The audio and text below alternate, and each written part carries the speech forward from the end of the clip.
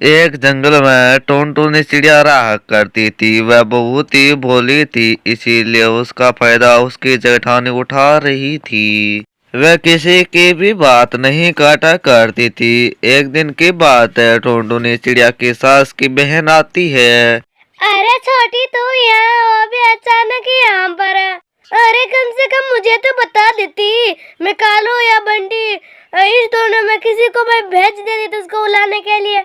अरे दीदी दीदी, मेरा तो अचानक ऐसा ही मन किया था। मैं कोई थोड़ी ना अकेली आई हूँ, मेरे साथ मेरे बाप बेटे हैं। मैं माता जी के जाने के लिए आई थी। बीच में तुम्हारे घर का रास्ता पड़ता है ना, तो मेरे साथ मिल लो। वो तो बहुत ही अच्छा किया तूने।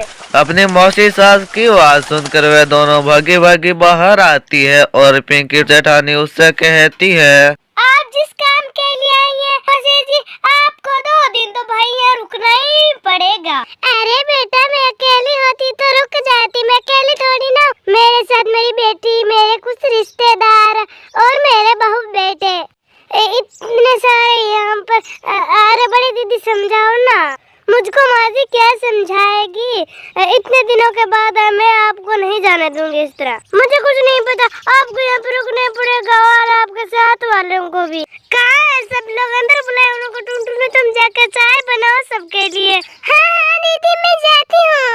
अरे मेरा चाय बने तब तक कुछ ठंडा तो लेकर आओ, पानी तो लेकर दो, घर में मेहमान आए हुए हैं। तो उनका खड़ी खड़ी मुंह क्या देख रही है? हाँ दीदी, मैं अभी जाती हूँ, तक बैठिए। पिंकी चिड़िया सारा काम टुनटुनी चिड़िया के सर पर छोड़ देती थी, क्योंकि वह सबसे छोटी थी और टुनटुनी चिड़िया किसी को भी नहीं मना करती थी। वह चुपचाप काम करती थी। दूसरी तरफ पिंकी चिड़िया थी, जो मौसी सास को रात भर के लिए रोक लेती है और अपनी देवरानी पर ऑर्डर चलाने लग जाती है। टुनटुनी 10 बजने वाला है, तुमने अभी तक खाना नहीं बनाया। आप हाँ दीदी खाना बन। टुनटुनी तुम भी हद करती हो, गैस चल रहा है तो कह रही है कि खाना बन गया। ऐसे कैसे की जाती है मेहमानबाजी? अरे दीदी, घर में इतने सारे मेहमान हैं, मुझे थोड़ी देर तो लगेगी ना, मैं अकेली हूँ। अरे करमजली, किसने कहा कि तू अकेली है? मैं तुम्हारे साथ हूँ। अगर मैं नहीं होती तो कर ही कुछ नहीं सकती। वो तो मैं हूँ जो खाना टाइम पर बन गया और अच्छा बन गया, वरना भूखे पेट रहना पड़ता मेहमानों को। अब जल्दी से कोई काम बचा वो फटाफट से कर लो। और बाहर मेहमान खाने के लिए बैठ गए हैं, तुम जल्दी से मुझे खाना ला कर दे दो, मैं उनको परोस दूंगी। तुम्हारे बस का काम तो है नहीं खाना परोसना।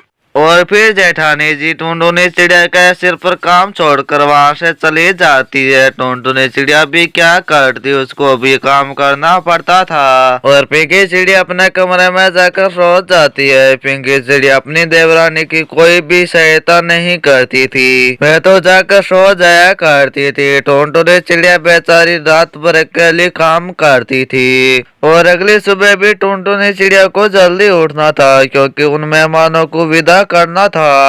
मौसी जी, आप जा रही हैं? इस बार आए तो समय निकाल कर आना है। अरे हाँ छोटी बहू, क्यों नहीं, तुमने तो हमारा बहुत ज्यादा ख्याल रखा।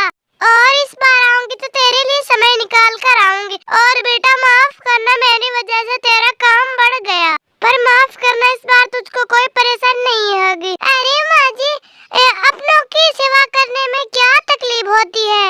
सच में छोटी बहू तू ना बड़ी बहू से ज्यादा समझदार है। उसको ना तो ऑर्डर देना आता है, अभी देखो महारानी पड़ी हुई है अभी तक। खैर छोड़ो, मेरे जाने का समय हो रहा है। सच में दीदी, तुमने बहू लाखों में से एक टाली है। हाँ वो तो है छोटी बहन, आराम से जाना। हाँ, अगर आपको इस कहानी का नेक्स्ट पार्ट चाहिए तो हमारे चैनल को सब्सक्राइब करना ना भूलें।